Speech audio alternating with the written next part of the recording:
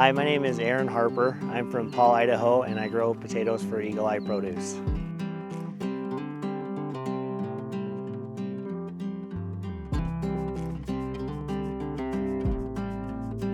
Paul, Idaho is a small town just north of Burley.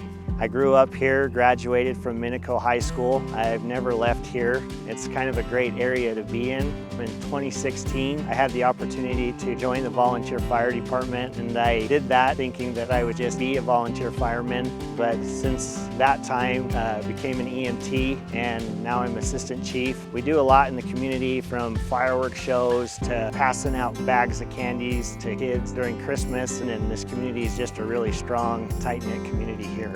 My fondest memories of growing up on the farm were being with Dad, but I just remember always riding around in the pickup. He was always making rounds, checking pivots, checking water. I remember he always had a bag of corn nuts and an ice-cold Pepsi, and that's what I grew up doing. How I started farming was back in about 2018. My dad used to farm with his two brothers, my two uncles, and a couple of them wanted to work towards retirement. I had the opportunity to come in and kind of farm with Dad. I believe it was in 2018, I got a call from a field man from Eagle Eye Produce, and I kind of approached Dad and asked him if I could start farming some potatoes. And I went and found 100 acres north of Paul that I rented from another farmer and started there and slowly worked my way up.